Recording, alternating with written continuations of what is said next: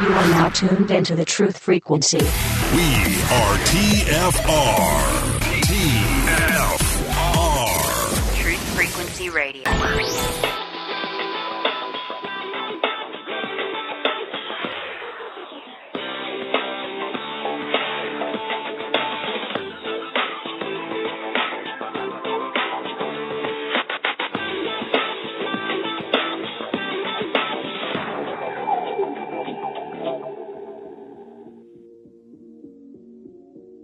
I've been a participant in some of the most insidious lies and witnessed to deeds that no crazed man could imagine. I spent years watching you from my lofty position to know that you were the one I could trust.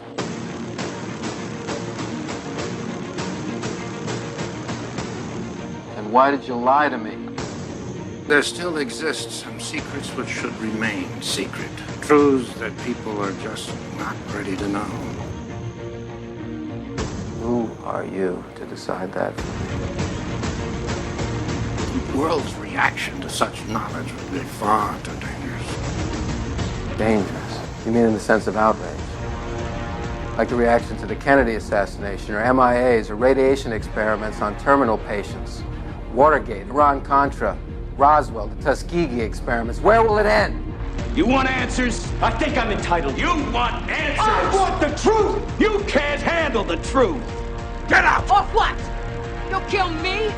Always remember, dissension's the greatest form of patriotism. The very word secrecy is repugnant in a free and open society. And we are, as a people, inherently and historically opposed to secret societies. We have before us the opportunity to forge a new world order. Yes, we can. As you say. Let us never tolerate outrageous conspiracy theories. A lie is most convincingly hidden between two truths. Well, I guess it won't end. No! I don't have time for this. This is about saving the future of humanity. We know things are bad, worse than bad. We know the air is unfit to breathe and our food is unfit to eat. I don't want you to protest. I don't want you to write to your congressman because I wouldn't know what to tell you to write. I don't know what to do about the depression and the inflation and the crime in the street. All I know is that first, you've got to get mad. The line must be drawn here. This far, no farther. I want you to get up right now. Go to your windows, open them, and stick your head out and yell, I'm a human being. My life has value, and I'm not going to take this anymore. You shall not pass! You're listening to the Revolutionary Radio Project with your host, Rob Skiba.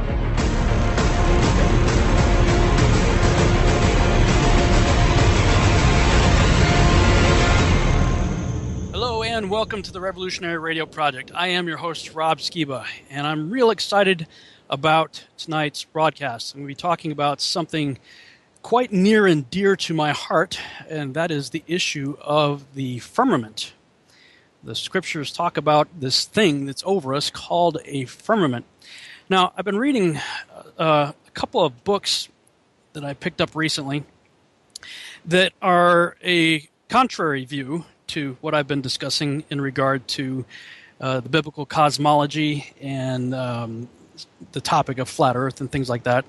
Now, of course, we've all read the same books that we got in school, you know, from really kindergarten all the way up through high school and into college. There's no shortage of books out there regarding the spinning heliocentric globe. But I wanted to look at some books that were taking a contrary view to what the scriptures say. And there's one book that I picked up called The Earliest Cosmologies, the Universe as Pictured in Thought by the Ancients. And this is copyright 1909. And it almost reads like it was written as a commentary against the likes of Terra Firma by David Wardlaw Scott, which is copyright 1901. You've heard me talk about several books on this broadcast and on my YouTube channel. Zetetic Astronomy by Dr. Samuel Robinum, 100 Proofs Earth's Not a Globe by William Carpenter, and Terra Firma by David Wardlaw Scott. And I would say if you have not at least read those 3 books, you haven't even begun to do any investigation whatsoever on the flat earth subject. And I've said many times before, condemnation before investigation is the height of ignorance. So if you're going to, base your worldview on the stuff that you've read all through school, then you owe it to yourself to at least look at a competing idea, a contrary point of view. And, 3 books is not too much to ask when you consider all the books that you read regarding the spinning heliocentric globe model. So I read those books last year. And then this year I picked up this book, Earliest Cosmologies. And this is by a guy named William Fairfield Warren. And it's pretty interesting what he tries to do. Basically, he looks at all the ancient cosmologies, and then he tries to twist and manipulate everything to suggest that they didn't have the view that we've heard the ancients did of basically a snow globe. But the hoops that this guy jumps through in order to justify his view, it's amazing. I do recommend you read it, though. It is interesting, if for no other reason than to see how people have to jump through hoops, twist and manipulate, and grossly distort ancient texts in order to say it's not talking about a snow globe. But I still recommend the book. Check it out. I'm going to eventually put a link on my Testing the Globe website where you can download it or go buy it on Amazon. But then there's another book that I got that's more recent. This one was published, let's see here, in 2007 by a guy named Gordon J. Glover. It's called Beyond the Firmament, Understanding Science and the Theology of Creation. And similar to the Earliest Cosmology book, this guy is trying to say, well, the Bible...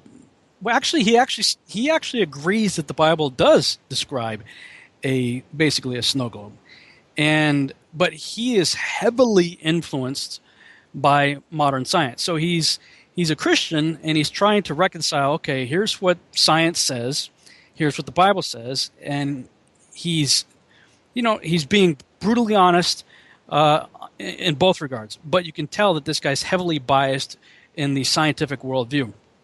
And in chapter 1, he's basically saying, look, we've got to do something about this, and trying to make the Bible fit modern science is not the answer. And he was talking about when he was looking through some of the textbooks of his daughter is going through school, and he's looking through her textbooks, and I guess she's going to a Christian school or something. And anyway, he wasn't too happy with the way the Christian authors were dealing with modern science versus the Bible. And in chapter 1, he says, well, what's going to happen when my daughter goes off to college and takes Astronomy 101 and finds out that we've actually known for years the physical mechanisms by which stars and galaxies were formed? And earlier he talks about all the standard cosmological worldview about how stars are, spinning gas clouds and billions of years ago and blah, blah, blah. He's totally drinking the Kool-Aid on that and accepts it all as truth. And he's saying, well, so what's going to happen when my daughter, after reading these Christian textbooks, goes off to college? Will she then question everything she learned about God? Will she feel betrayed by her parents and teachers? Science has a very successful track record of discovering things that were previously unknown. If we raise our children to believe that supernatural explanations are in competition with natural ones, we are basically entrusting their salvation to ignorance and incredulity. For their sake, we should always leave the door open for the future discovery of a material mechanism that doesn't threaten the theology of creation that we give them. I realize that many readers may have picked up this book for the primary purpose of figuring out how to provide their children a scientific education that doesn't water down science or compromise their faith. One of the best things we can do when it comes to educating Christian kids is to avoid all arguments from ignorance and incredulity. For example, our approach to astronomy should be that God created and organized the heavens as in a primary cause, regardless of whether or not science ever figures out exactly how he did it, as in the secondary causes. By using this approach, the search for a material mechanism becomes a challenging quest to reveal the character of God by discovering the patterns by which he governs the cosmos, rather than an opportunity to lose one's salvation through scientific discovery.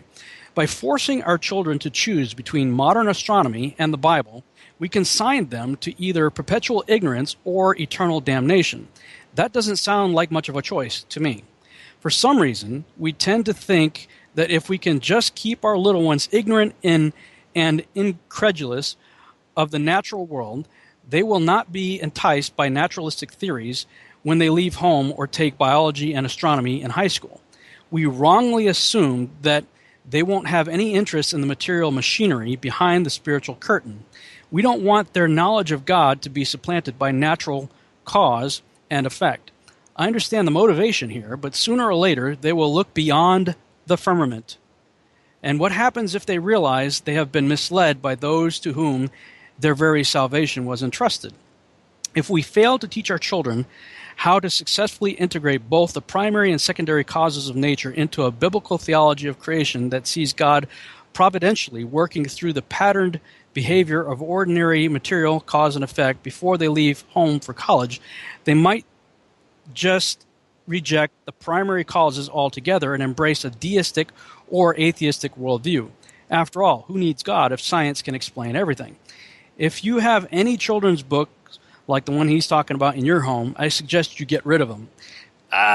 This guy's basically saying, yeah, I know the Bible says this, that, and the other thing about the circular flat earth set on pillars under a dome within which the sun, moon, and stars were placed on day 4, but we're going to have to look beyond the firmament. I'm going, ooh. And in chapter 5, he says, church history didn't wait too long before providing us with many colorful examples of what can happen when Christians take the creation science approach to biblical interpretation. The science of astronomy was advancing rapidly in Greek culture. New discoveries were challenging the church's acceptance of the ancient cosmogony. In every case, some in the church answered these challenges by combing through the scriptures to find support for a scientific view that would eventually crumble under the weight of opposing physical evidence. Every time this happened, Christians were forced to retreat. Their influence was weakened and their authority was diminished. These early controversies between Christianity and science clearly demonstrate the futility of trying to piece together a scientific description of the physical universe using the scriptures. And I mean, basically throughout this whole book, and I do recommend you read it, but it's a very frustrating book if you started to embrace essentially the biblical cosmology. And he's just basically making up excuses for the Bible, taking a similar approach to what Dr. Michael Heiser and many others are taking right now, and saying, look, the Bible's not about science, the Bible is about theological messaging, so we shouldn't allow the Bible to be held under the standard of science. It wasn't intended for that. And I just got real frustrated by all this. I wrote a post on Facebook on August 4th, so about a week ago. I said, upon further study, I feel I must issue the following warning. There can simply be no question, despite all the horribly lame attempts some have been trying to make recently to say otherwise, that the Hebrews shared the exact same cosmological worldview as their ancient Near Eastern neighbors. If you think otherwise, you are only telegraphing how little you know about history and how terrible you are at actually researching what the ancients wrote and believed. That being said, here's the warning. Dear literal Bible-believing young earth creationist, you either accept all of the creation account as given in Genesis and elaborated on by the likes of Job, who actually predates Moses, David, Solomon, Ezekiel, Isaiah, Yeshua, Peter, Paul, and John, among others, or you must throw the whole thing in the garbage bin of mythological fairy tales and nonsense written by the likes of other ignorant, primitive sheep herders, farmers, and fishermen from antiquity. You simply cannot believe in the literal 6-day creation account without also acknowledging the order of events given, such as the earth being the central character in the cosmos, not the sun nor the universe. You cannot ignore the fact that the sun, moon, and stars showed up on day 4 and that they were placed inside the firmament, which is described throughout the biblical narrative as well as in numerous ancient cultures as a hard physical structure that is connected to the circle of the earth. You cannot maintain any notion of the earth moving, spinning, orbiting, etc., as no biblical text supports such an idea. Rather, we find numerous examples of the Holy Spirit-inspired authors describing the sun on a circuit and the moon and stars likewise in motion. If you continue to claim to, quote-unquote, take the Bible literally and yet deny what it says, then you are a liar, plain and simple. Or worse yet, you are calling Yahuwah and his authors liars because none of them held to the belief system you do of a spinning heliocentric globular earth hurling through the endless expanse of space, being yanked along by the sun's quote-unquote gravity. Such a concept didn't even begin to take root in the minds of men until the pagan sun god worshipping Greeks began to fantasize about such things about 250 years before Christ. Now, the totally pagan Greek god-worshipping organization known as NASA has taken up the cause of perpetuating such a belief. And most of you, quote-unquote, creationists are only parroting what NASA feeds you as if it was the truth.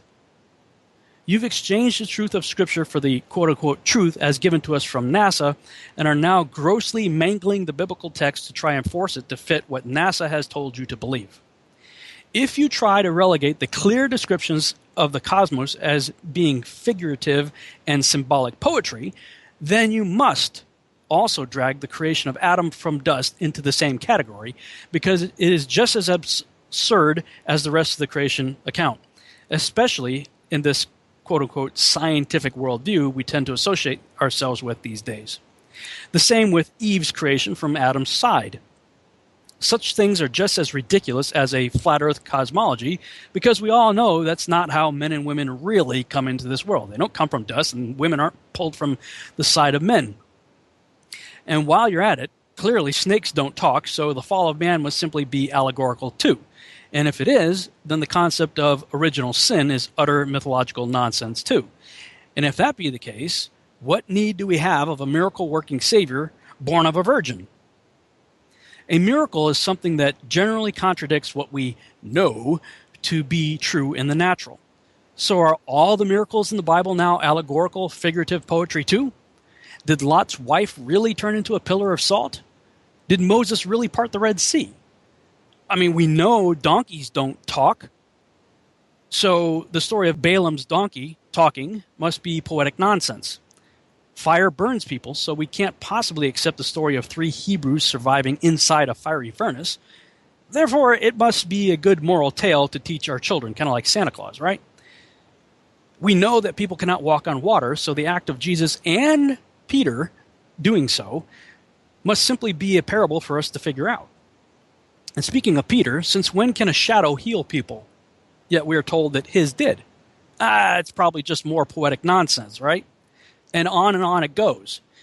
You enter an extremely slippery slope by assigning those things you don't understand to the category of poetry and or merely figurative and allegorical language. Indeed, the more you read the various descriptions of the creation account and the subsequent stories of the Bible with the mindset of allegory and poetry, the less meaningful it becomes. The whole thing is then subject to our willingness to either accept what it says at face value or to dismiss it altogether because we claim to know such and such to be true. In such a completely subjective scenario, what then is truth, and can the Bible even offer anything remotely close to it in a science, falsely so-called, dominated worldview? So, with that as an introduction, I am very excited to bring on Zen Garcia back to the Revolutionary Radio Project. He's been on here before, so there's no need to go through his introduction again. He also has a show here on Truth Frequency Radio. So we're going to be talking about his new book that he messaged me, I think it was yesterday or maybe it was this morning. He says, "Hey, Rob, I got a new book that just put out called The Firmament, Vaulted Dome of the Earth." I'm going, wow, what a coincidence, as I've been doing a lot of study on that myself and reading this book, Beyond the Firmament. So with that said, Zen, are you there, sir?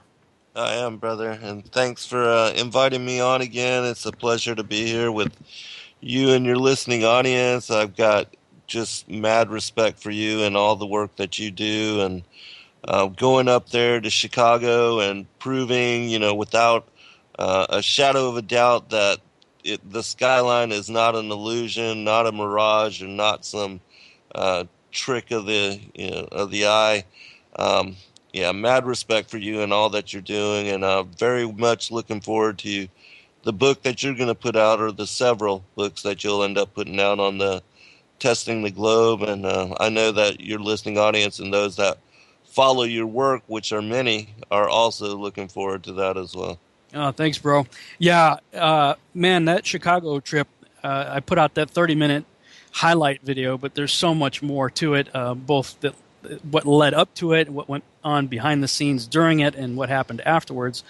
That I commented to you earlier. I said, if I didn't commit to the biblical cosmology, I felt like I'd be hit by lightning or something. I know God doesn't work that way, but that's just kind of the way I felt, that the evidence was becoming so overwhelming for me that it's like, okay, I got to address this. Now, meanwhile, my friend and partner on Quest for Truth, Doug Hamp, puts out a video, and he's definitely not on board with any of this stuff. And in his video, and in another video that he did, he was talking about the firmament, and he was making the case that the firmament can be read or understood to simply be an expanse. And I'm like, yeah, dude, sorry. I mean, when you look through the numerous descriptions, yes, it is expansive in the sense that it was spread out, and it is very large. Right.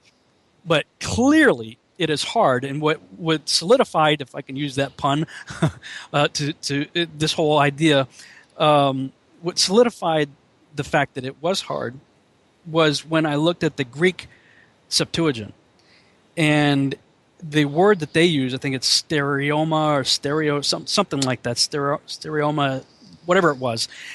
It means a hard structure. And so I called my friend Peter, who grew up in Greece. He speaks Greek fluently, and he usually doesn't know the context of whatever question I'm asking. And so he's kind of a blank slate, and I'll just call him up one day and say, "Hey, Peter, what does this mean?" And he, with no dog in the hunt, not knowing what the context of the argument that I'm waging, he'll just tell me. And his answer was, well, it's a firm structure. It's a hard structure. So, yeah.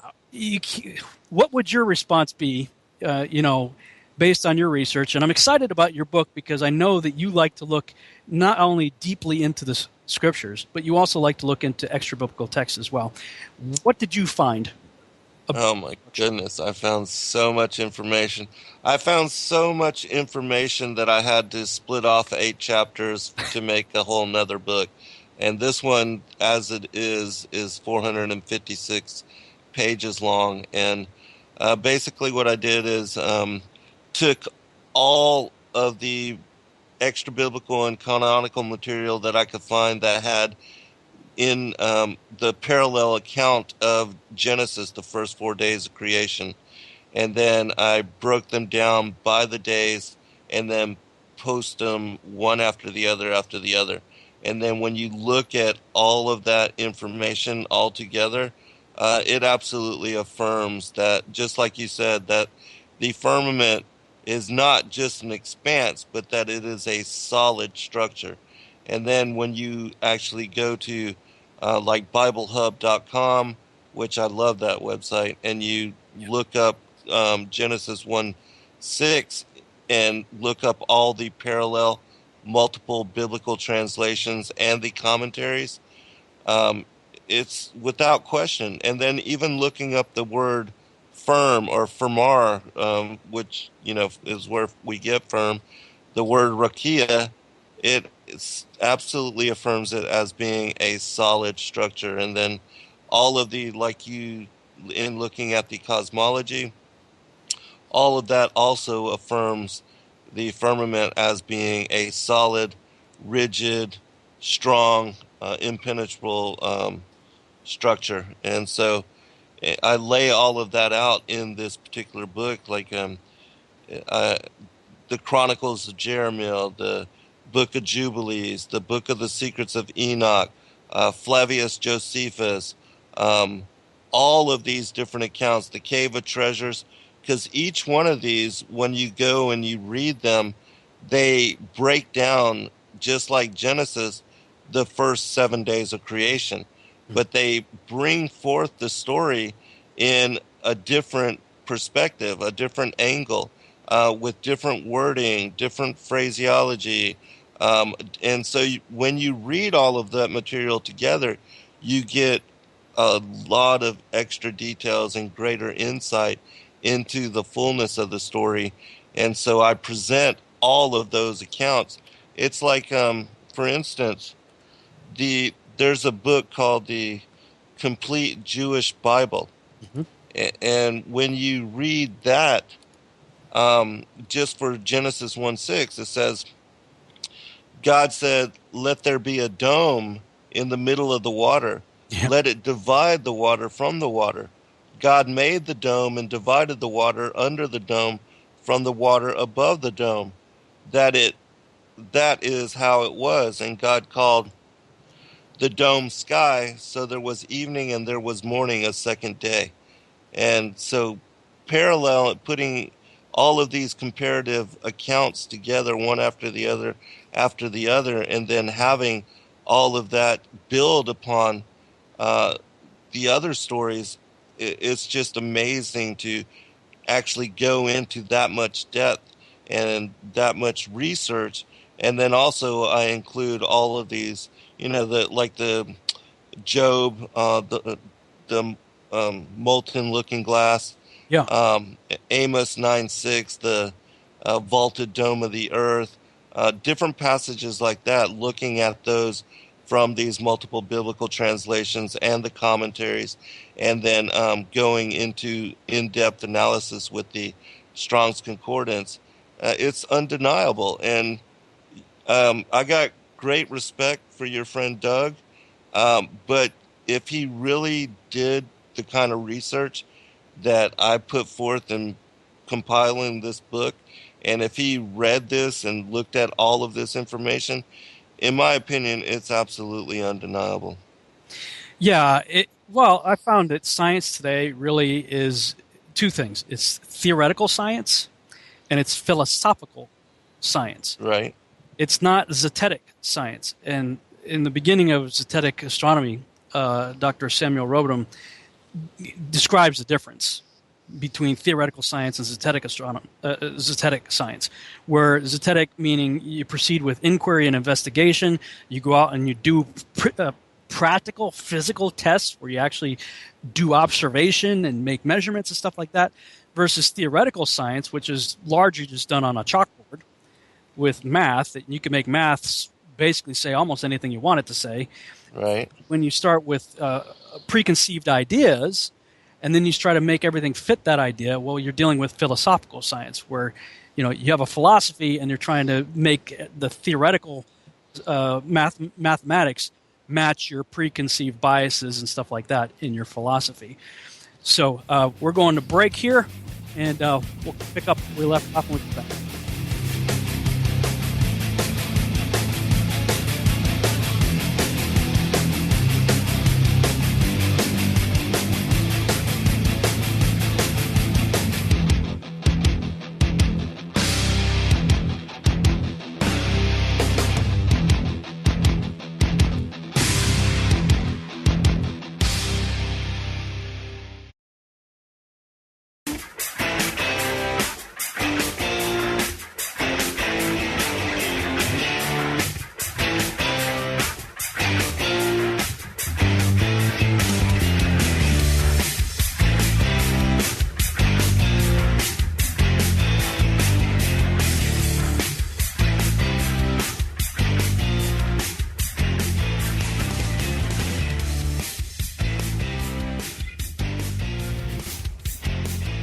And we're back on the Evolution Radio Project. I am your host, Rob Skiba, and tonight I'm talking with my guest, Zen Garcia, about his new book, The Firmament, Vaulted Dome of the Earth. And right before the break, we were talking about the ancient texts and how the ancient texts are totally in agreement with the idea of this vaulted dome over the earth. But you've got people, well-meaning people like Doug Hamp and others who want to basically proceed with a preconceived notion that the current scientific worldview is correct. Therefore, you're going to use this philosophical approach where, okay, we know this to be true, we know the Bible to be true, therefore I'm going to have to twist, manipulate, and grossly distort the biblical text to try to fit the scientific worldview that we know, quote unquote, to be true. And that's one of the things that the author of Beyond the Firmament, Understanding Science and the Theology of Creation is warning against. Yet at the same time, this guy is totally on board with the modern scientific worldview. And when he gets to the part about the Israelites being taken out of Egypt, he's talking about, look, the entire ancient Near East had the same snow globe worldview. So did the Egyptians. The Israelites are pulled out of there. Moses is taken on top of a mountain with God. And here God has the opportunity to set the record straight. And in chapter 3, he asks the question, he says, but why did God just recycle the erroneous structural elements of the ancient Near Eastern cosmos and intentionally keep mankind ignorant of the scientific truth for thousands of years?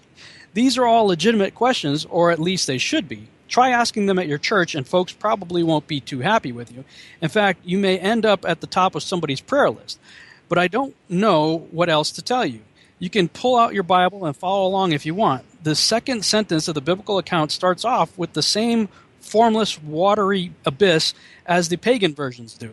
Now think about that for a minute. Genesis 1:2 makes a reference to the surface of the deep, but no explanation is provided for this primordial structure. What surface of what deep? There are no footnotes or references, and there is no preface to explain what this watery abyss is all about. Why is that? Quite simply, it wasn't necessary. The Hebrews had just spent over 200 years in Egypt. They would have all known exactly where Moses was going with this.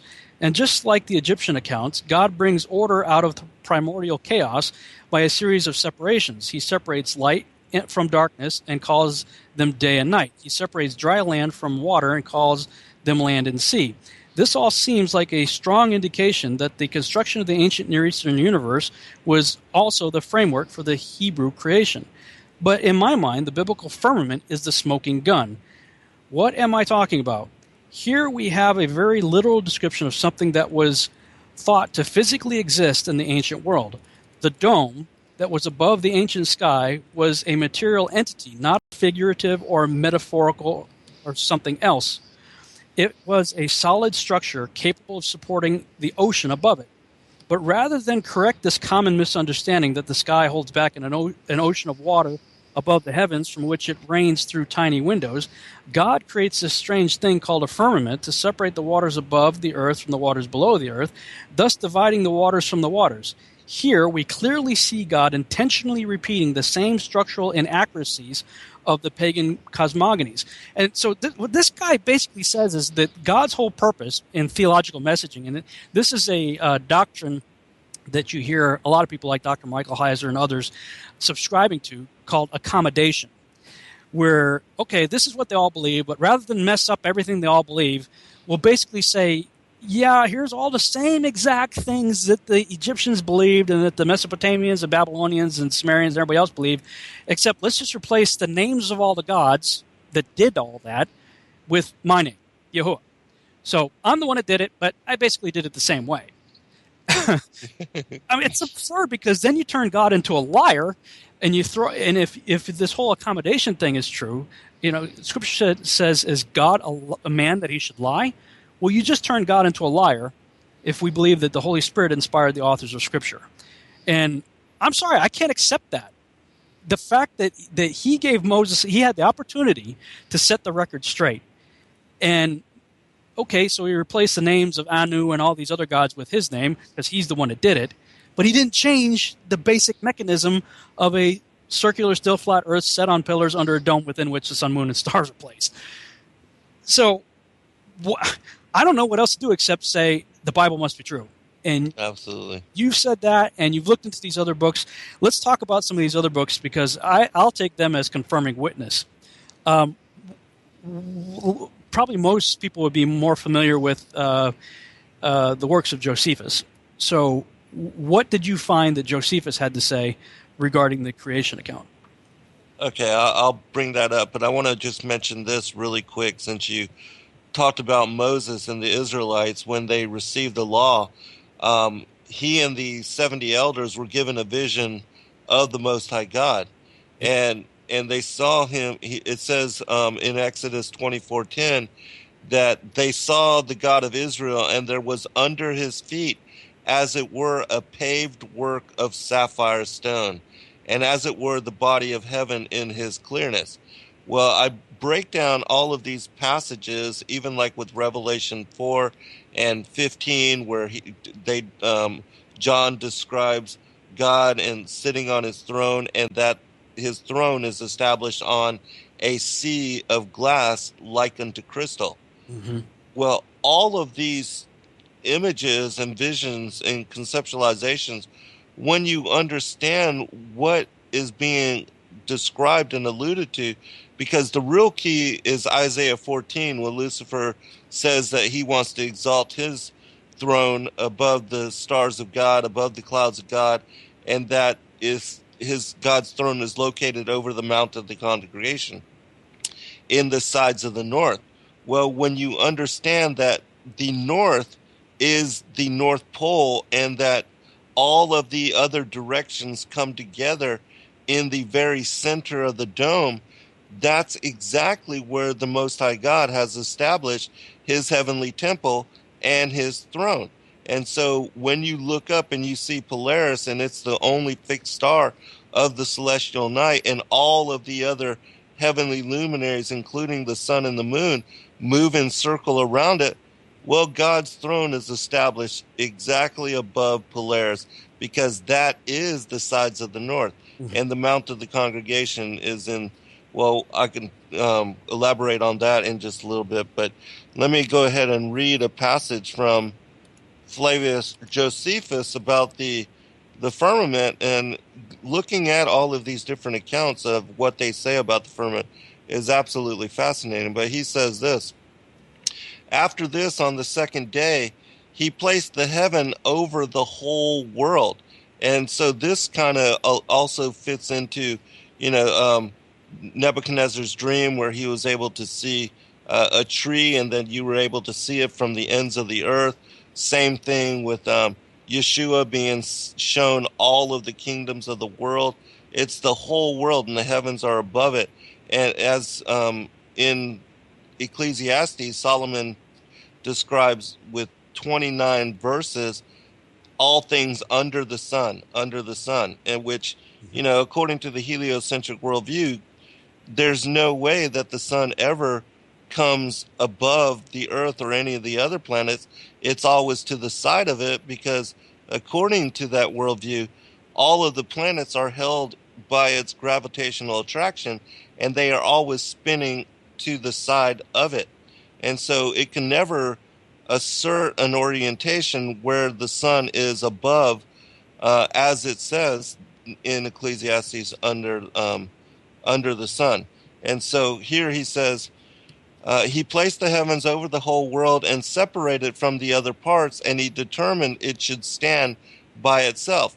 He also placed a crystalline firmament round it, and put it together in a manner agreeable to the earth, and fitted it for giving moisture and rain, and for avoiding the advantage of dews. Let me say one other thing before we go into some of these other verses on the firmament, that all of these individuals that deny the scriptures and want to try to accommodate, as you say, what God describes in Genesis and the timeline of Genesis, the first 4 days of creation, the earth being inscribed as a circle established on pillars, the firmament being spread above and fitted to it, the dry land being risen and brought up from the waters of the deep, and then on the fourth day, the heavenly luminaries being created and placed into the firmament of the earth.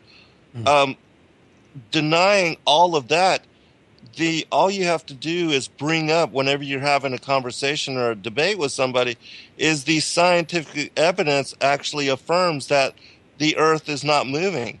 And that these different heliocentrices back in the 1800s, in trying to measure and detect the rate of the velocity of the Earth's axial motion, actually failed to detect any motion at all. and their experiments are now actually confirmation that the Earth is not moving in any manner at any rate of speed, which is exactly what the biblical narrative asserts in very many passages, that the Earth is stationary, fixed, and unmoving. And so no matter what you think about the shape of the Earth, whether you believe it's a ball or flat or whatever, it is most certainly not moving. And as you affirmed in going to Chicago and actually taking a trip out there to prove that Chicago is not a mirage, and that what you see across the lake actually is, and that you can actually drive out to it in a boat, that proves that there is no curvature as well.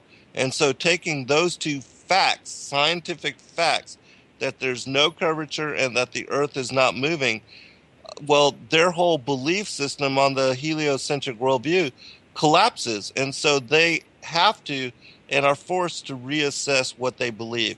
And the fact that they ignore and deny that, I mean, then you have to take into account all of the things that are affirmed by the scriptures, and you have to reassess all of these things together to formulate a different worldview. And, I know that they are afraid to let go and are afraid to actually look at the evidence and to embrace it.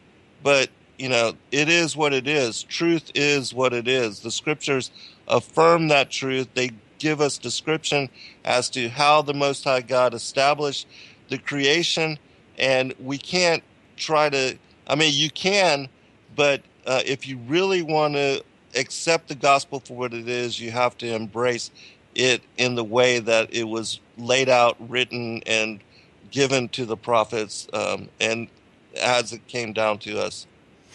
Yeah, while I was doing that Lake Michigan test, the next day we went out and we interviewed some people, some other boat captains and stuff. And, I just wanted to get people who have been on the lake, most of their life, that's what they do for a living, get their take on what they've seen while they're out there. And we interviewed this one guy, and he went on and on about how sometimes you can see the city, sometimes you can't, but it's all due to refraction and how light bends over the curve. And because you do, to be fair, you do lose the lower part of the city, and you do lose the lower parts of ships. But it's a really bizarre thing, because when you start pointing out how all that works with perspective and with mirages and different things like that, on the one hand, the ball earthers will say, well, the Earth is so big, it's just so massive, right, huge, that you can't detect the horizontal, i.e. the x-axis. You can't detect the x-axis. But wait a minute. You can detect the z-axis. You can see ships disappear in 4 miles, allegedly, and entire cities in less than 40 miles, supposedly. So you can't have both. You can't say the Earth is so big that you just can't see the curvature, while at the same time saying that cities are being hit by the curve and ships are disappearing over it. If you're seeing them go on the z-axis over an alleged ball, then if there's a guy off to your left, let's say, and he's saying the same thing, we're on the east of Lake Michigan, looking to the west towards Chicago. So if you're standing on that beach and you say you see ships disappear in about 4 miles over the alleged curve, and somebody's at the southern tip of Lake Michigan looking to the north, and he's saying the same thing, well, I'm seeing ships disappear 4 miles distant. Well, then if the guy at the southern end is looking toward the north and seeing ships roll over the curve, that should be perceived by you on the east. Right. You should have a horizontal x-axis curvature. But the ballers will drive themselves crazy trying to justify the Earth being so big that you can't detect the curve, while at the same time claiming that cities can be obscured by it. So clearly there's something else causing the lower parts of cities and lower parts of boats to be disappearing. But circling back around to what the biblical text says, I want to address a few things here that you talked about. The thing that got me, Zen, was going back and trying not to use my preconceived notions, using a philosophical approach. Just say, okay, I'm not going to do that. I'm going to put all my preconceived biases aside, because I have the same cognitive dissonance everybody else has. I'm just going to read the text. And I didn't get far in Genesis 1, and it tells you point blank, sun, moon, and stars are in the firmament, inside the thing. So all of a sudden, what I used to preach myself as recently as December 2014, this idea that Carl Baugh and Kent Hovind and others talk about of the firmament being an ice canopy surrounding the Earth before the flood, it just doesn't work. Right. And then the whole thing with, the way that they affirm planetary accretion, that all of the planets, gathering up the dust from the solar plane, that they coalesced into being planets, and then, the being held in and bound by the gravitation of the sun as a central mass, that in that spinning, that's what created the axial motion as well as the orbital motion. Well, how does that work when the sun wasn't even in existence until the fourth day? Right. If you're going to go with science, dear Christian out there listening, if you're going to take a quote-unquote scientific worldview, you got to throw Genesis out and any other biblical text that describes the creation of the world, because it is not in any way in agreement. And so if you're going to say the Earth is spinning and it's heliocentric, like my friend Doug Camp wants to say, and others, and Dr. Michael Heiser too, it doesn't work. The creation account, I mean, you got to turn the whole thing into poetry, really. Exactly. And as I did in this book, because, in learning that NASA and the things that they had brought forth and trying to hoax with the Apollo 11 missions, that the Earth was a sphere, and then also learning that there's no curvature and that the Earth is not in any way moving, according to the real, verifiable, repeatable scientific experiments that anybody, well, not anybody, but those that have the ability and capacity to do can repeat even today. Well, that forced me to have to look at all of the biblical texts, and specifically the Genesis narrative. And as I said, in the 4th chapter of my book, I break down in the first 4 days of creation with Genesis, the complete Jewish Bible, the Aramaic Targum, the Book of Jubilees, the Cave of Treasures, the Book of the Secrets of Enoch, the Book of the Bee, the Chronicles of Jeremiah, and Flavius Josephus's Antiquities of the Jews.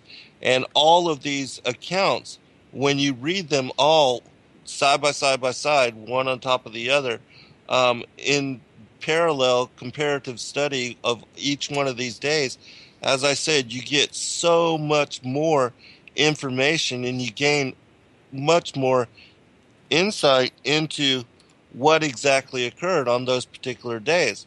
And as you said, even just with what we talked about, the sun not being created until the 4th day and being placed into the Earth's firmament, which was fitted to it, means that it is in no way larger than the Earth, but has to be very much smaller in order to hold a circuit within that firmament. And so the Earth has to be a very much larger proportion, which that completely throws off the whole heliocentric worldview as well. And the ever-expanding universe where we're just... Exactly, yeah. Carl Sagan's pale blue dot in a backwater galaxy and, right. All that. Now, you mentioned it's fitted to the Earth, and that was something that struck me as I was just going through the biblical text, that whenever the Earth is shaking, in many places where we read in an apocalyptic sense that God's going to shake the Earth up, he also talks about the foundations of heaven being shaken at the same time. Right. And that only makes sense if we're talking about heaven as a firm structure attached to the Earth, right, such that the motion of one affects the other. Right.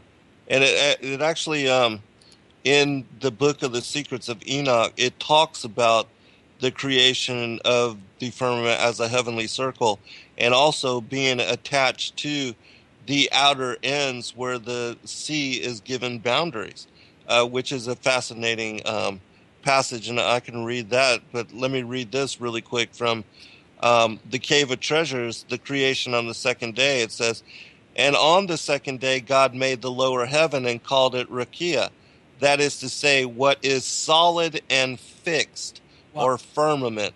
Wow. This he did that he might make known that the lower heaven doth not possess the nature of the heaven which is above it, and that it is different in appearance from the heaven which is above it, for the heaven above it is of fire. And there's a lot more commentary in each one of these passages, but I'll move to the Book of the Secrets of Enoch, because this is a fascinating, absolutely fascinating passage. It says, "And then I made firm the heavenly circle, and made that the lower water which is under heaven collect itself together into one whole, and that the chaos become dry, and it became so. Out of the waves I created rock, hard and big, and from the rock I piled up earth, and I called the abyss, that is to say, the bottomless. I collected the sea in one place and bound it together with a yoke. And I said to the sea, Behold, I give thee thy eternal limits, and thou shalt not break loose from thy component parts. Thus I made fast the firmament, and this day I called the first created." Now in the next portion, he actually describes even greater detail. And when we actually get back from break, this upcoming break, I'll have that passage ready.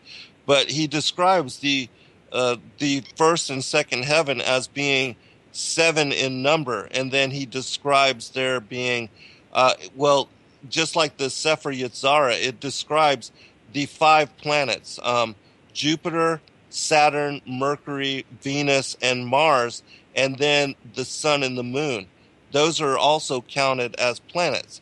And so in the Sefer Yetzirah, it calls them the 7 planets of the universe. And just like with the naming of the days of the week, all of those days take their names from the heavenly luminaries, the celestial luminaries, but the earth is not included as being one of these luminaries. It is counted as being completely different, which is why the earth is not included in the naming of the 7 days of the week, nor is it counted as one of these 7 planets of the universe as it cites in the Sefer Yetzirah. Yeah, now, I'm sure you hear this argument all the time. People say, well, I've looked through a telescope and I can see the planets and I can see the moon and the sun and everything. They're all spherical. So, we must be spherical too. I'm like, well, that's like looking at a whole bunch of tennis balls on a tennis court and demanding that the court be the same shape as the tennis balls. Clearly, those other bodies are above us for the purpose of doing things that revealing things to us here on this circular plane. I mean, that's what it says. It says that he created 2 great lights, not one great light and a reflective rock, by the way. Have you been seeing some of the work they did on, I think it was on Globebusters? This guy, I think his name was Bob, maybe? He was using, I think it was called Celestine rock. And he was showing that this particular rock has the properties that it absorbs light and emanates light, sort of like, the glow, like glow-in-the-dark toys or whatnot. Yeah. And he was showing how, one of those like Tesla coil balls you can get like at Spencer that has the lightning inside of it, and you touch the globe and the goes to your hand, and you take a fluorescent bulb and you bring this fluorescent bulb, you not plugged into anything, just the bulb. Grab a bulb and put it near the globe, the Tesla globe thing, and the fluorescent light lights up by itself. And where Enoch in the section of the heavenly luminaries is talking about the sun pours its light into the moon. Right. It doesn't say it reflects, the moon reflects the light. It means it's pulling energy from the sun and illuminating itself at the second great light. Yeah, that's a fascinating passage, and that's what I wrote about that, because in my 9th book, I break down all of the passage and all of the chapters of the book on the courses of the heavenly luminaries in the Flat Earth as Key to Decrypt the Book of Enoch. But I talked about that in that particular book because the moon, it has to be converting the light in some way and then emitting its own light, because its light has different properties than that of the sun. So that, to me, asserts that it is in no way reflecting it, but if it is absorbing and transmuting it, it certainly has its own light, and it is the properties of the light is completely different, as you showed in your experiment with the temperatures. Right. Talk about that with the back.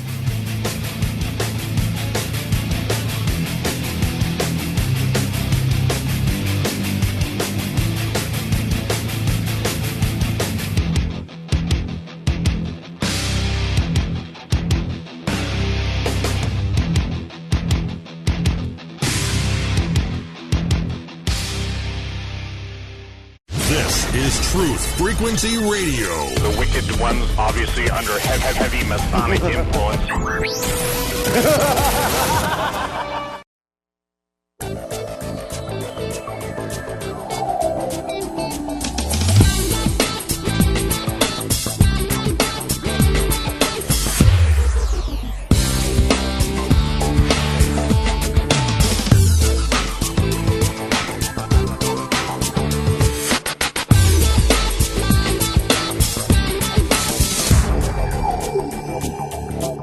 We're back on the Revolutionary Radio Project. I am your host, Rob Skiba, for the second hour of the broadcast. Wow, this is time's really flying by tonight.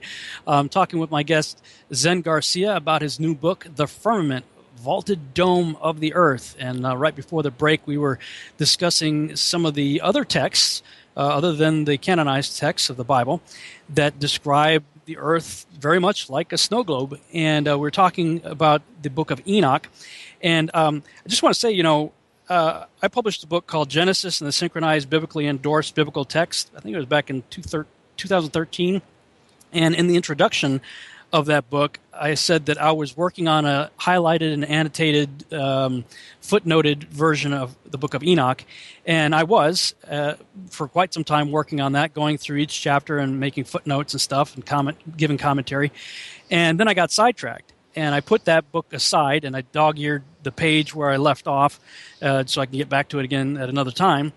And then last year, I find myself doing all this flat earth research and stuff. And after a couple months of doing that and looking at the biblical text and seeing, wow, I mean, the Bible absolutely is a flat earth book, I thought to myself, I wonder if I went back and reread the book of Enoch with this mindset. Because when you read Enoch with a spinning heliocentric ball mentality, a lot of the book of Enoch just doesn't make any sense at all. And so I thought, well, I'll go back and look at it again with this flat earth cosmology. And holy cow, I opened the book that I had dog-eared, where it was kind of a manuscript that I had printed off and put in a notebook, where I had left off with the footnotes. And wouldn't you know it, the last chapter that I left off reading was chapter 71. And when I looked at the next chapter, the title heading is The Book of the Courses of the Heavenly Luminaries. I started laughing. I'm like, really, God? 2 years ago, I put this book aside, said I'll get back to it later. And that's where I pick up reading. And wow, what did you discover? Let's go back and tell us again the title of your previous book. I know we did a whole show on it before, but just kind of summarize a little bit about your previous book and how it relates to the book of Enoch and Flat Earth. The Flat Earth as Key to Decrypt the Book of Enoch. And just like you said, I revisited those portions of the text because there are descriptions of the motions of the sun and the moon through the six gates of heaven that cannot be decrypted and made sense of when you go and try to read them and understand them with the heliocentric worldview.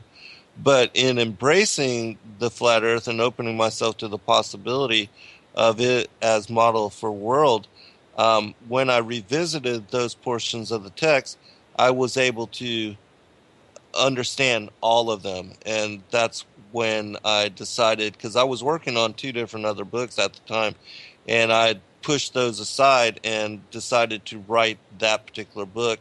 And it was actually the fastest book I ever wrote. I put it out in 6 months, and it helps to explain what nobody in the last 500 years has been able to make sense of according to that portion of the text. And it's because we are trying to decrypt the motions for the sun, the moon, and the celestial luminaries according to by applying it to a globe or a sphere, and you cannot make sense of it. And so as I explained in that book, you have to apply those motions to the earth as if you're looking down on it from above, as if the earth is a clock's face, as laid out by the azimuthal equidistant projection map, as they show on the United Nations flag.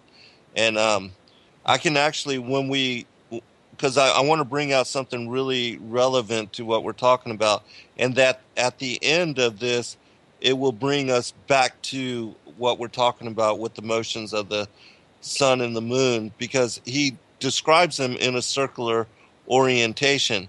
And when you try to understand how Enoch describes this movement, because the 6 gates of heaven are laid out between the Tropic of Cancer and the Tropic of Capricorn.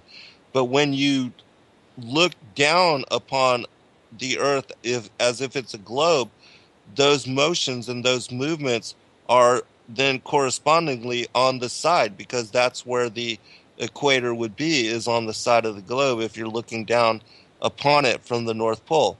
And so you can't make sense or even see the motions that Enoch is describing. But when you place and apply those motions to the azimuthal equidistant projection map and looking down upon it as if you're placed, as if you're right where Polaris is and looking down on the full circle of the earth from above, as described in Isaiah, then you can make sense of all of these. And so all of those motions. And so I decrypted all of that information and released it for new consideration, because as long as you believe in the globe earth and that the earth is a ball or a sphere, you will not be able to understand those portions of the text.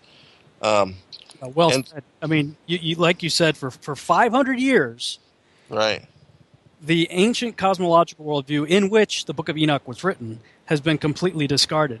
So kudos to you, man, for bringing that cosmological worldview back to the Book of Enoch, because that's the context in which it was written, which makes it make a whole lot more sense. And like you said, we're talking about a clock face. And right. Everything is 4 times and seasons. That's what it's. Yes, exactly. 4 times and seasons. So it is a clock face, which reminds me of something else too. The word face. Right. The face of the earth. You can't use that terminology for a globe. Exactly. Face on a globe. Especially if you look up the definition of face and what a face is, what a face represents. However, the face of a clock is perfectly applicable to the face of the earth concept as a disk, and you mentioned as viewed from Polaris. Do you believe then, and I've actually wondered about this even when I believed in the spinning heliocentric globe, do you believe that Polaris is basically the primary window of heaven just below the throne of God, from which he looks down and sees us as grasshoppers? Absolutely. I believe it's the portal towards and in Enoch chapter 14, I believe he actually describes going through this portal when he goes up to and I describe this in this particular new book as well, but yes, that is the doorway to God's throne, to the heavenly temple that he is situated, because that is the center of the vaulted dome of the earth. That is the sides of the north, and it is above the Mount of Congregation, which is a whole another topic that we can talk about. But yeah, all of that, the North Pole, the Polaris being directly over the North Pole, it is showing you exactly where the center of the vaulted dome of the earth is, and that is exactly where God's throne and the heavenly temple is located. Now, I'm just thinking out loud here. This is something I've been kind of mulling over recently, is the idea that the dome is just the upper hemisphere that's over the top of the earth. Do you believe that there is an inverse of that under the earth, that basically we are in a sphere that is the firmament with a circular plate going across the equator, as it were, and an underworld that is sort of a inverse of the upper world? And if that's true, then do you think that if Polaris is the opening to the expanse of heaven that presumably has no end, then that there might be an opening on the bottom hemisphere of the vaulted dome. The great abyss. That would be the bottomless pit. Just the yes, the inverse. It is the great abyss. Yes, but whether it is a sphere like the firmament, I don't know. But it does describe. There are many texts that describe that not only are there 7 layers to the windows of heaven, and 7 heavens dividing the first and the second heaven below what is the height of heights, the heaven of heavens, which is above the vaulted dome of the earth. Again, that's where these 7 planetary, not planetary, but the 7 planets of the universe, the 5 planets and the sun and the moon, they have circuit on each one of these 7 layers of heaven. But there are also descriptions of there being 7 foundation great fountains of the earth as well, and they are numbered exactly like that in the book of Jubilees and as well. It's of Hades too. Throughout multiple cultures, the Greeks, most notably the Sumerians, talked about the 7 gates of Hades and the entities that guard them. So it does appear that there's the inverse mirror, underneath of what is above. Exactly, yes. And the earth is the central plane where the heavens and hell meet together. We are the middle plane where both meet together. Yeah. Now, did you cover anything in your most recent book about the concept of Mount Meru? Yes, I did. And in fact, the 8 chapters that I had to split off go into great detail about that.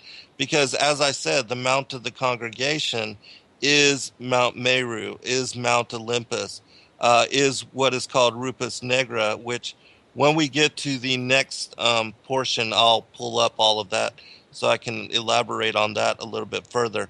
But let me go ahead and go into, I want to elaborate just a little bit on the firmament where it joins together with the ends of the earth, because I told you about that it describes this in the book of the Secrets of Enoch. Yeah. But I want to read this other passage really quick from the Cave of Treasures, because it describes the stars, how they were created. It says this, and as soon as the heat of the sun was diffused over the surface of the earth became hard and rigid and lost its flaccidity, because the humidity and the dampness caused by the waters were taken away from it. The Creator made the sphere of the sun of fire and filled it with light. And God gave unto the sphere the moon and the stars bodies of water and air, and filled them with light. The path of the luminaries is beneath the firmament. They are not fixed as the ignorant think, but are guided in their courses by the angels. Mm-hmm. And so there's no mention of their having physical earth-like form or terraform. They are water and air. They're filled with light. They're luminaries. The earth is something completely different. So is that sonoluminescence that we're talking about regarding the stars then? Yes, and that's the luminescence, because they are made from bodies of water and air, but then they are filled with light, and that's what gives them their luminescence, and that's what makes them particularly luminaries. Now, the Book of Enoch describes a class of angels known as the heavenly luminaries, and Scripture over and over and over again interchangeably uses the word angel with stars, stars with angels. So do you think that these are sentient beings? I do, absolutely. And just like with what it said, their courses are not fixed, meaning that they have to have intelligence in order to maintain their circuits, which is why they, the class of stars that refuse to come forth at their appointed time, they had intelligence to refuse to do so. And the sun, even the sun, it has to change its circuit every day, because it's moving back and forth every day. It's shortening or lengthening its course as it moves back and forth between these 6 gates of heaven. And one day, its circuit equalizing to 24 hours in a day, it is either shorter or longer the very next day. It is never the same. It's not just out there, just doing its thing. It has intelligence in order to speed up or slow down to maintain its circuit with one 24-hour period. Yeah, and we see that God calls them by name. Yes. He has names for them. He has instructions given to them that they are to keep a path. And that's why, when people say, well, what about the spinning of the stars in the so-called northern hemisphere versus the spinning of the stars in the southern hemisphere? Well, that was totally resolved for me when I realized that canonically speaking, biblically speaking, the canonized text describes them as sentient beings, as angels. Enoch does the same thing and says there's a heavenly police officer named Raguel that polices these guys and makes sure that they stay on path. Then basically it seems to me that they are marching in essentially a figure 8 pattern, and that's not a deal breaker anymore. I mean, that used to be one of the ones that kept me, one of the proofs of the spinning heliocentric ball that had kept me from embracing anything to do with the flat enclosed dome world, until I realized, well, these are sentient beings just marching on a path. Right. Yeah, and the analema, I think, is what it's called. It's a figure 8. Yeah, and it shows the motions, the movements. All right, this is going to blow your mind, because this is something that I discovered in the book of the Secrets of Enoch, which confirms something that Samuel Robotham spoke about. So it says this, and it's describing the 7 breakdown, the 7 circles of the firmament. On the first uppermost circle, I placed the stars, Chrono, which that's Kronos, Saturn. And on the second, Aphrodite, which is Venus. On the third, Eris, which is Mars. On the 5th, Zeus, which is Jupiter. And on the 6th, Hermes. On the 7th, Lesser the moon, and adorned it with the lesser stars. And on the lower I placed the sun for the illumination of day, and the moon and the stars for the illumination of night. Now, I didn't catch this for the longest time, but it says on the 7th, lesser the moon. What is lesser the moon? Could Enoch actually be describing the lesser moon here? Oh. And yeah, very interesting. Right, exactly. Now, take that into account with this passage. Wow. I wrote this, and this passage from 2 Enoch is one of the more cryptic passages from that text, which as passage describes the planets as stars, grouping them together with the sun, moon, stars, and did you notice lesser the moon? What in the world could Enoch be citing by this reference? Did he perhaps actually mean the lesser moon? And if so, is this the object which Samuel Bertheley Robotham wrote about in chapter 11 of his masterful work, Zetetic Astronomy, Earth Not a Globe, when discussing the causes of solar and lunar eclipses? There, he speculates upon the existence of some unnoticed, unknown, dark companion to the moon, which as body, he postulates could possibly be the object responsible for casting shadow upon and across the luminescent face during lunar eclipses. In that chapter, he also shares eyewitness record of the unfolding of certain lunar eclipses where both moon and sun remain positioned above the Earth's horizon, negating possibility that it was the shadow of the Earth which obstructed sight of the moon during such viewing, also negating it as the cause of such happening. And here's the passage from his book. A solar eclipse is the result simply of the moon passing between the sun and the observer on Earth. But that an eclipse of the moon arises from a shadow of the Earth is a statement in every respect because unproved, unsatisfactory. The Earth has been proved to be without orbital or axial motion, and therefore it could never come between the sun and the moon. The Earth is also proved to be a plane always underneath the sun and moon, and therefore to speak of its intercepting the light of the sun and thus casting its own shadow on the moon is to say that which is physically impossible. Besides the above difficulties of incompatibilities, many cases are on record of the sun and the moon being eclipsed when both were above the horizon. The sun, the earth, and the moon, not in a straight line, but the earth below the sun and the moon, out of the reach of or direction of both, and yet a lunar eclipse has occurred? Is it possible that a shadow of the earth could be thrown upon the moon when sun, earth, and moon were not in the same line?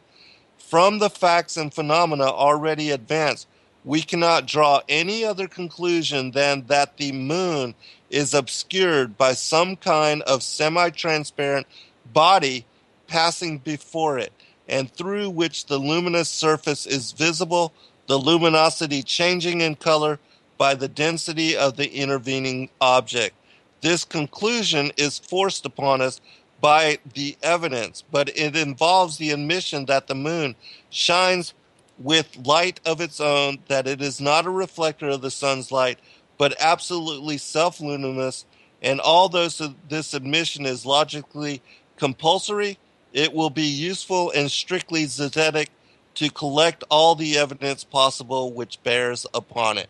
And so, yeah, I think Enoch was actually talking about this dark, luminous, semi-transparent body that Samuel Robothon wrote about in postulating what actually casts its shadow on the lunar face during lunar eclipse. That's fantastic. Yeah, when I was questioning issues of the moon, I started questioning all that because of watching the last of the tetrads, the 4 blood red moons that were on the feast days. I was on the roof of the parking garage of my building the night that happened, and I saw the moon pop up before the sun went down. And from the parking garage, I was looking directly east at the rising moon as the sun went down 20 or 30 minutes, something like that, 40 minutes after the moon had come up. So the sun goes down behind me and the moon's in front of me.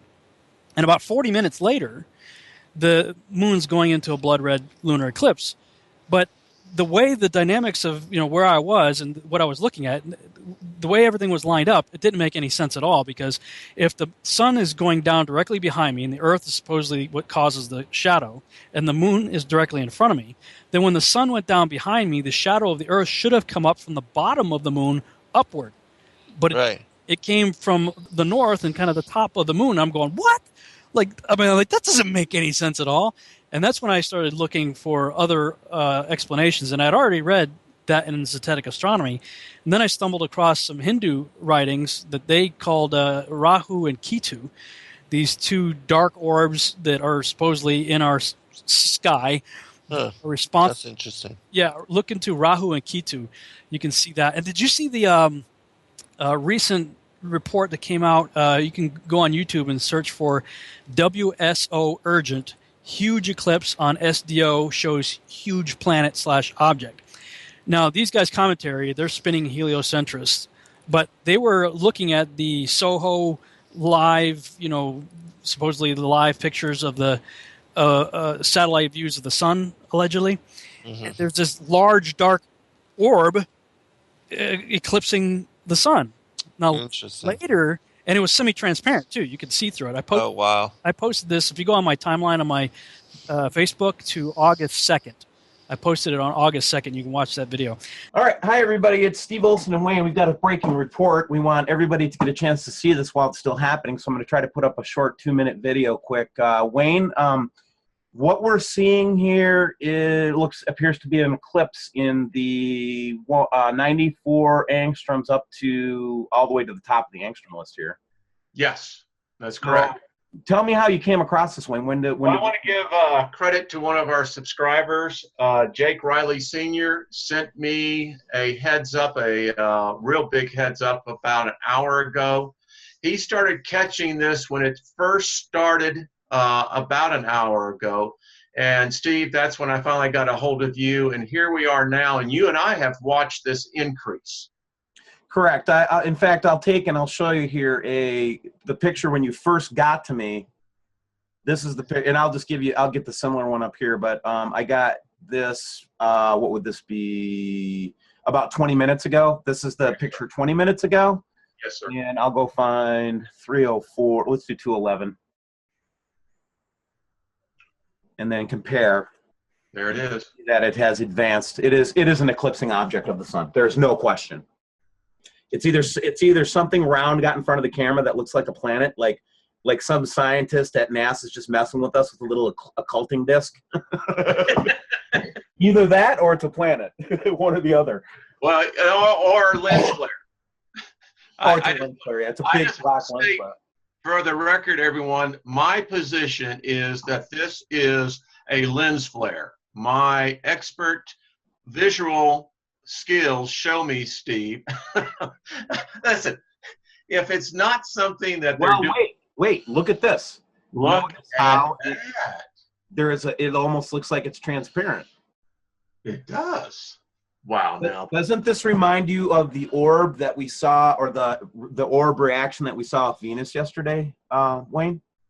Yeah, well, I've gotten my self pounded on that one, that is just merely a lens flare. But you're right, Steve. This, I did not notice. Good catch. Yeah, look at that. This is only in the 94 angstroms. Now, later they put out another video, the same guys saying they think that it might have been the moon. But regardless, people could go online and just Google dark orb plasma sun. You can do a Google search or something like that, and you'll see pictures, and they'll say stuff like, Jupiter-sized Death Star-like orb sucking plasma from the sun. You'll find articles and stuff like that where spinning heliocentric globe Earth people have acknowledged that there are dark orbs in our system. And they talk about dark matter. They talk about, dwarf stars. And, they already have a concept of dark objects moving through our space. So if you can accept that in the spinning heliocentric globe model, why not in the firmament? Especially when you got text like this telling you point blank. There's something out here. Exactly. Yeah, it's fascinating. And no, I've been totally disconnected from most, everybody else's work because I've been so consumed on studying all of this material so that I could publish this particular book. But yeah, I need to. And now that I'm actually done, I'm going to take the time to do some of that. But I've been out of the loop. My co-host, Kathy, thank God for her. She's been really keeping me in line with some of the happenings and, helping me to keep the shows interesting because I'm so just not with all of what's going on, but just so narrowly focused on all of this work that I've done with regard to this book. But I'm going to share just a couple other things real quick because you had talked about, and we were talking about the movement of the sun and the moon through the six gates of heaven. So I want to bring it back to that by the time we get to the next break. And I think I got just enough time to share this. It says this from the Sefer Yetzirah, which is the book of creation. Many of the ancients supposed that there were concentric spheres which were transparent but solid, and that these spheres revolved around the earth, carrying the heavenly bodies with them.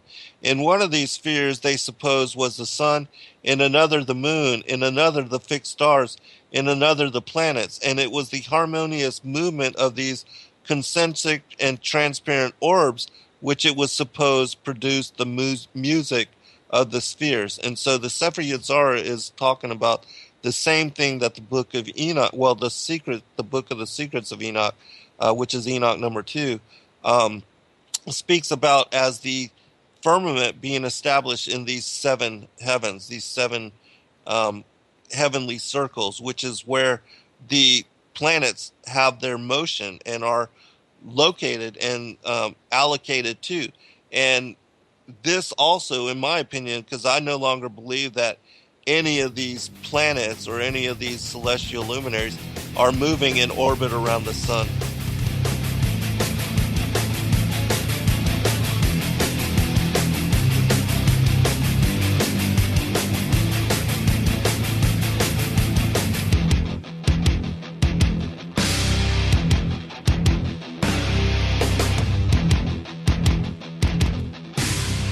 And we're back on the Revolutionary Radio Project. I am your host, Rob Skiba, for the final half-hour segment of the broadcast. I'm talking with my guest, Zen Garcia. We're talking about his new book, The Firmament, Vaulted Dome of the Earth. And man, time's just flying by way too fast. Dude, I'm going to have you come on for a second show because I know we're barely scratching the surface of this topic.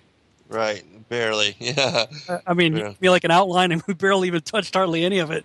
Mm-hmm. But right before the break, you were talking about the celestial bodies. So go ahead and continue where you left off there. All right, what I'm about to go into now connects what we're talking about with the heavenly circle in heaven with the movement that I will go into that of my decrypting the Book of Enoch's the motion of the sun and the moon in a circular fashion over the earth as if it's laid out as a clock's face. But one passage before, which again affirms that the luminaries are completely different from the earth and that there's no other in our universe earth-like planets or objects or bodies that have actual terraform which can be inhabited, that these stars, the celestial stars that we see, all of the planets, the wandering stars, they're all luminaries, and they're described as such in the books of Enoch. It says this: on the fourth day, God made the luminaries, sun, moon, and stars of three substances, air, light, and fire. He took aerial material and prepared vessels like lamps, and mixed fire with light and filled them. And because in the nature of fire there was no light, nor heat in that of light, the fire imparted heat to the light, and the light gave luminosity to the fire. And from these two were the luminaries, sun, moon, and stars fabricated. Now, this has to do with the movement, the motions, which those that try to understand what I'm about to go into by applying these motions to the globe Earth, they won't make any sense. It says this: the path of the luminaries is beneath the firmament, and they are not fixed as men have foolishly stated, but the angels guide them. Mar Isaac says, the sun performs his course from the east to the west and goes behind the lofty northern mountains the whole night until he rises in the east. This is from the Book of the Bee. So remember this motion. From the east, that's where the sun rises, it goes to the west where the sun sets, and then back towards the north. Well, how does that work if you're on a globe and the earth spinning is what causes the sun, which is in the very center of the so-called solar system, that it's the earth spinning which causes it to set and to rise? How does it go from east to west and then back to the north? Doesn't make sense. And a few more passages and then I'll explain this. This is from the Book of the Secrets of Enoch, chapter 24, verse 4. For before all things were visible, I alone used to go about in the invisible things like the sun, from east to west and then from west to east. Now remember that too. East to west and then back from west to east. Now he's describing a circle, and I'll prove this. Next passage from the Book of Enoch. And this was the verse in the Book of Enoch that just I could not make any sense of. And it's because I was applying it to the heliocentric worldview. But when I applied this motion to a flat earth, a flat circular plane, as if you're looking down from above, then it made sense. It says this: the sun sets in heaven, and returning by the north to proceed towards the east is conducted so as to enter by that gate and illuminate the face of heaven. That's the Book of Enoch, chapter 71, verse 8. There's another passage in the Book of Enoch, chapter 77, verse 4, that says this, and it applies it to both the sun and the moon. In the orb of the sun, there is a seventh portion of light, which is added to it from the moon. By measure it is put in until the seventh portion of the light of the sun is departed. They enter into the western gate, circuit by the north, and through the eastern gate go forth over the face of heaven, which you were talking about, the face of heaven. It also describes it many times, the face of the earth. Now this is the big one that explains completely all of these motions. And you have to remember that what they are describing here is a circle, the sun moving from the east to the west and then back to the north and to the east in a circle, which is, how it moves in revolution around the North Pole as the center of the Earth plane. This is from first I'm going to read the King James Version of Ecclesiastes chapter 1, verse 5 through 7, and then the Targum version, which explains it in greater detail. It says this: the sun also ariseth, and the sun goeth down, and hasteth to his place where he arose. The wind, verse 6, the wind goeth toward the south, and turneth about unto the north.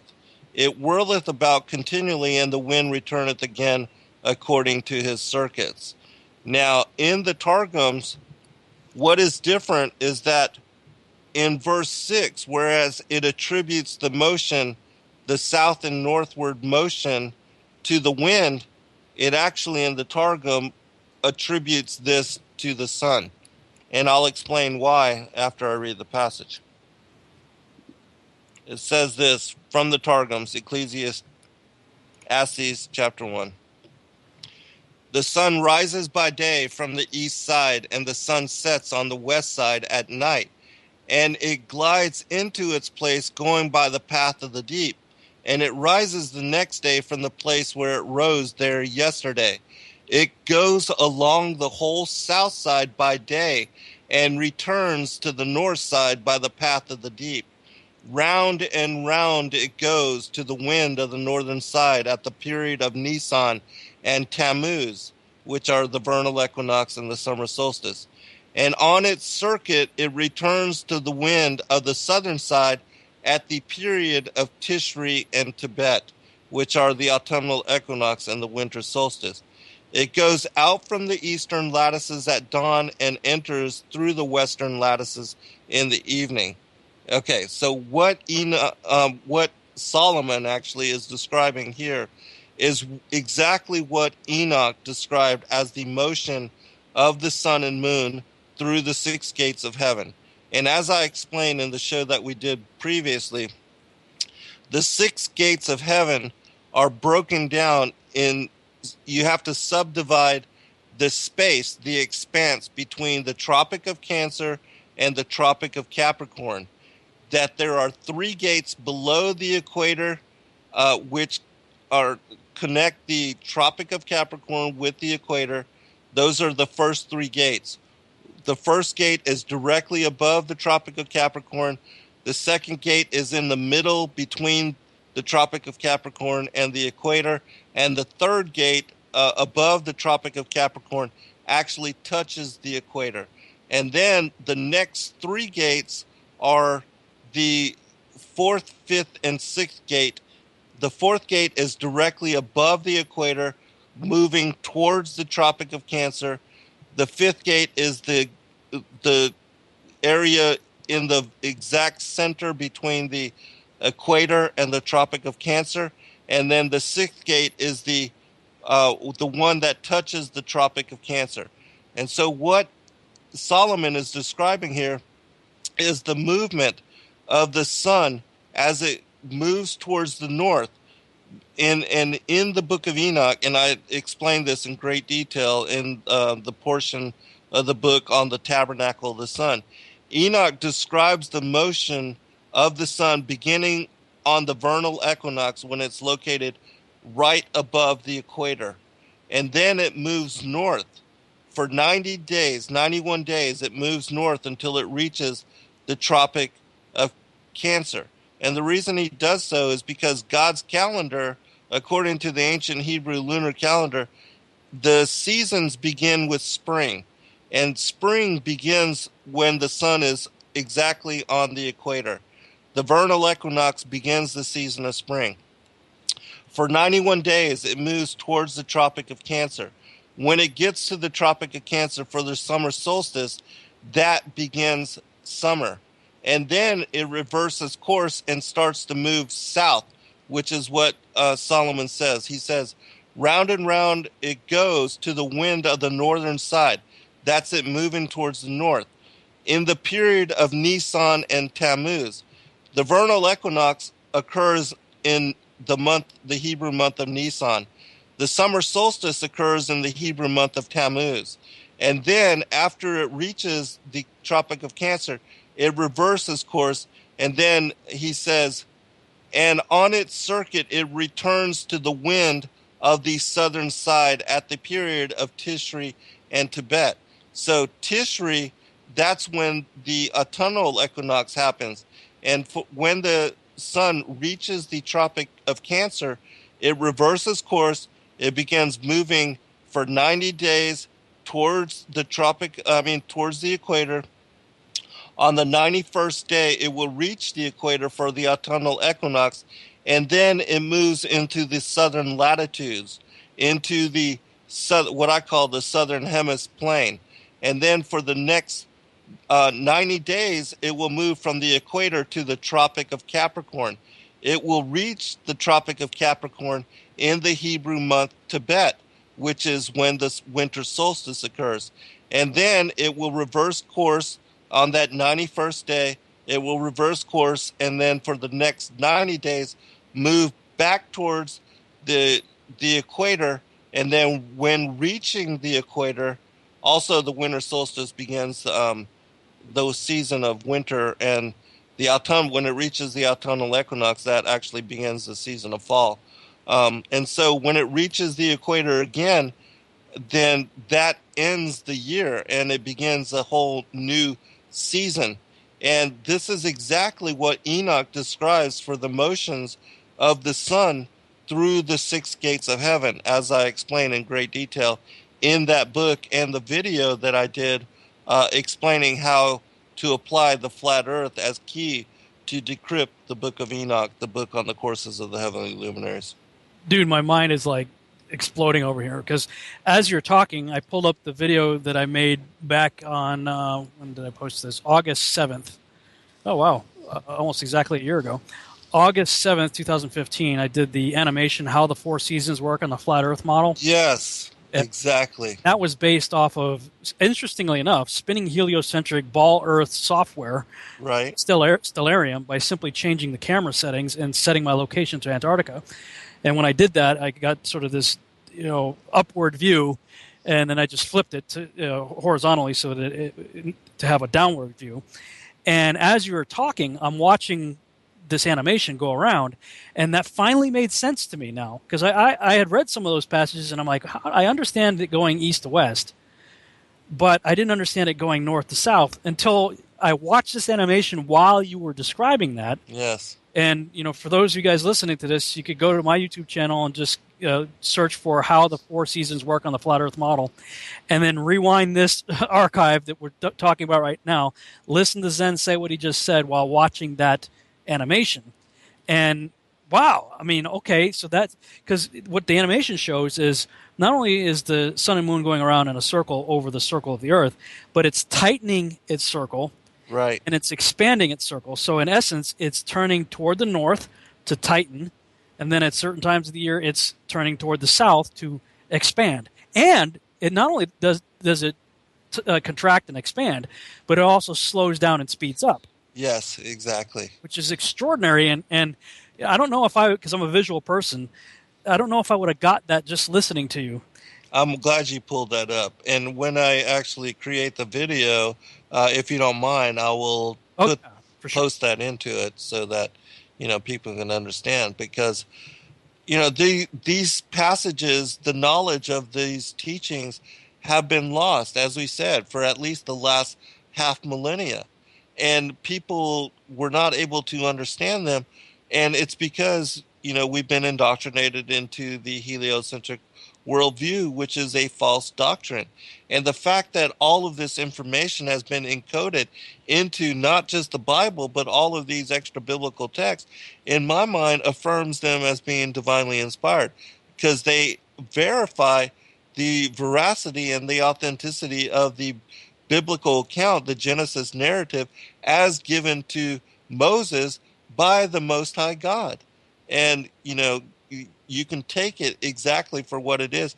You don't have to accommodate. You don't have to try to mold it and make it fit our preconceived notions as far as the heliocentric worldview. Yeah. If you try to take these ancient texts, including the Bible, and try to do like Doug Hamp and others have tried to do and failed miserably, in my opinion, is take the text and try to jujitsu wrestle, mangle the text to try in some vain attempt to make it match the spinning helium. It's just it's totally fruitless.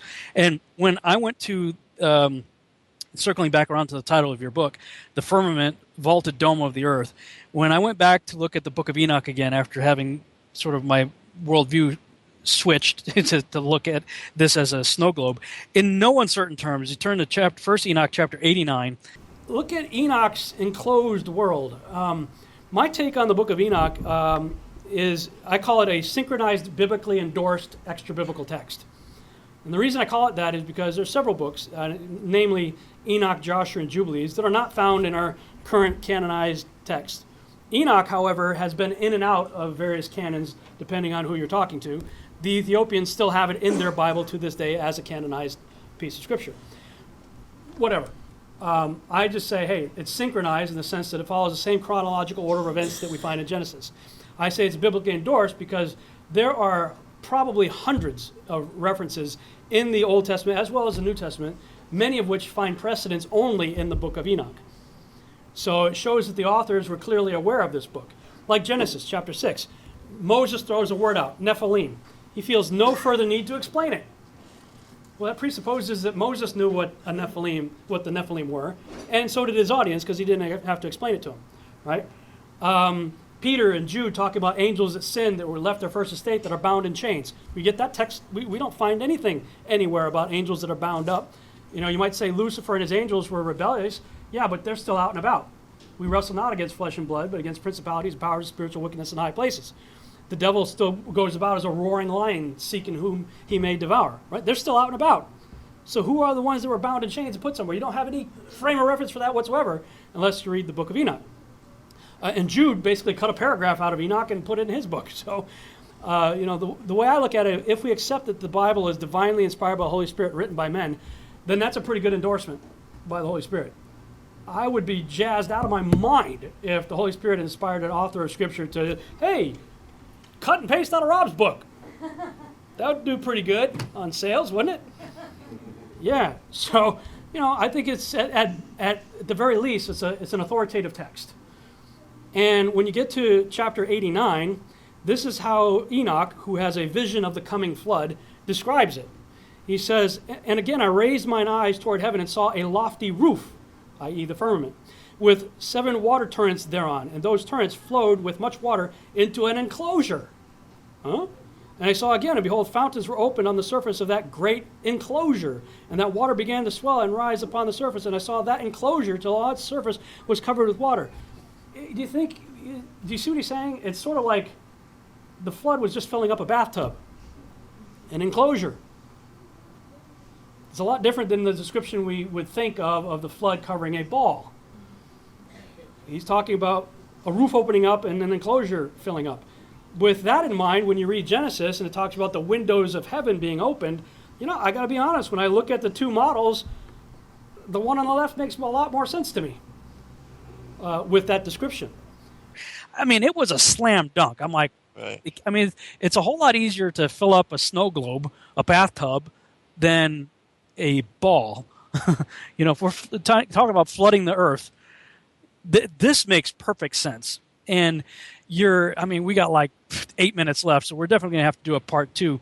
In the next 8 minutes or so, let's talk some more about the vaulted dome. You mentioned I love BibleHub.com also, And earlier you talked about Amos 9:6, which is, if you're a King James only guy, you completely miss it. King James says, "It is he that buildeth his stories in the heaven and hath founded his troop in the earth." You're like, what? But like all the other translations pretty much talk about this vault that's set upon the earth, and the New American Standard is the one that just comes right out and calls it a vaulted dome. But many of the other ones use the word vault also. And although the King James 2000, kind of a newer, updated version of the King James, also uses vault. So what did you find? Why did the King James use troop? Did you look into that at all? Or Well, when you look up the word aguda, which is the Hebrew word which they use, well, the King James translates that as troop. It actually speaks about binding, like in a group of men, which is why they used the King James translated as troop, or binding in this case, the firmament to the earth, which makes a lot more sense. Because if you read the first portion of the chapter or the passage, it says the one who builds his upper chambers in the heavens. So it's actually speaking about first where the Most High God sits upon the dome of the earth and where the heavenly temple is created. And in my mind, and I explain this in great detail in this particular chapter, that when you look at the context of the passage, it should be translated as the vaulted dome which binds the earth to the firmament. wow, that's awesome. Yeah, because right in the King James, it's he that buildeth his stories in the heavens. So you got this idea of stories or levels being built in heaven, but founded his troop, his was it Aguda? Yes, Aguda. Being like bound together, attached, as it were, to the earth. Right. Ah, that's awesome. Which, if you look at the word aguda, the definitions are band, binding, cords, bands, thongs, slavery, bunch of hyssop, a band of men or troops, and the fourth one, vault of the heavens or firmament, as in binding the earth to the heavens. Wow, that is awesome. Man, that's a weird boy. My mind is just like, I wish we had another 2 hours right now to start talking. Right. Are you available next week? Oh, yeah. I'm totally down for it. Let's just go ahead and plan that then. Before we run out of time, where can people get this book as well as your other one on the decrypting the Book of Enoch? The Flat Earth as Key to Decrypt the Book of Enoch. You can go to lulu.com, amazon.com, barnesandnoble.com, or if you want to order autographed copies from me, I don't charge to sign them. Just contact me at zengarcia.com, email me on Facebook, or my email is zengarcia2010@gmail.com. And, this is my 10th book, so I also provide discounts if people are interested in any of my other books. There's a whole bunch of them, and I'm not going to name them all now. But, yeah, I most certainly will be glad to do a follow-up show. It will also give you a week to peruse through the material because, as I said, this book is 456 pages. My previous book is 400 and something pages, the Flat Earth book. And so there's a lot of information. Yeah, fantastic. Did you happen to catch the show or have looked into any of the work that Andrew Hoy has done on the Tabernacle in the Wilderness? No, I haven't even heard of him. Okay. Yeah, I'm going to send you on an interesting rabbit trail then.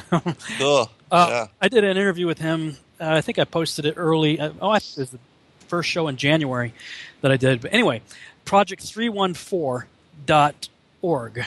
It was a structural engineer, wasn't into flat earth or anything like that. He had spent time in Israel and really kind of obsessed with looking at the tabernacle in the wilderness. Now, as a structural engineer, he's looking at the shopping list that's given to Moses because Moses was shown a blueprint, right, that he was supposed to emulate here on earth. And which means the shopping list that was given to Moses was everything and only what he needed to construct this thing. But he's like, if you look at any model of the tabernacle that's typically set up that people, will create, a replica or whatever, they have to add a whole bunch of hardware that's not given in the shopping list. Added rope, added pegs, and things like that to stabilize, because a rectangle is one of the least structural supported, things you can build, certainly in the wilderness. So he's looking at this thing. He's like, well, the Torah says you cannot add to or subtract from. And if he's shown a blueprint and given a shopping list, then you can't add any of these extra things. And if you don't add those things, then this thing would never have made it in the wilderness. So he's like racking his brain looking at it, and he realized the key is in the description of the curtains. And he says the reason everybody comes up with a rectangular box is because they make the assumption that you connect the curtains, they're long rectangular strips, that you connect the curtains on the long end. And he said, but there's nothing in the text that demands that you do that. So he said, well, I wonder what would happen if I connect the curtains on the short end. And when he did, you end up with a 6-story high domed tent in the wilderness. Wow. Now, he's not looking in the flat earth doing anything like that. This is just a structural engineer looking at the text and trying to take it literally without adding or subtracting from the text. And this is what he comes up with, right?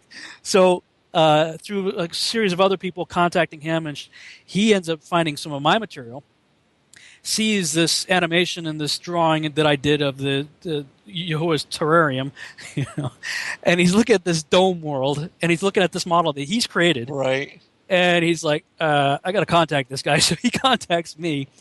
And just today, just this afternoon, I read about this guy who was a 6th century Egyptian monk named Cosmos. And I'm not even going to try to pronounce his last name. But anyway, he developed an incredibly detailed description in the 6th century of the ancient cosmology based on the construction of the specifications of the Jewish tabernacle. And he's of the snow globe mentality in the 6th century. Wow. So it looks like Moses was basically given a bird's eye view of Yahuwah's footstool. Yes, exactly. The dome world. Really quick before we run out of time, the reason I'm saying wow to all of this is because I wrote in this particular book how the blueprint for the heavens laid out in the way that they are laid out is also depicted in Noah's Ark, Moses' wilderness tabernacle, and also Solomon's temple, that it divides it into the 3 heavens, which is something we'll have to go into in the next show. But since you just told me that, I'm blown away, because the blueprint for the 3 heavens and the vaulted dome of the earth and the Most High having established his tabernacle in the heavenly temple on the very top of the vaulted dome of the earth is in each one of those blueprints, as I also talk about in this book. Crazy. Wow. Hey, Zen, this was an awesome show. Thank you so much for coming on tonight. Oh, it's my pleasure, brother. Thanks for having me, and looking forward to next week. For sure. Thank you guys for listening to the Revolutionary Radio Project. We'll see you back next Wednesday night, 11 p.m. Central. Good night, everybody.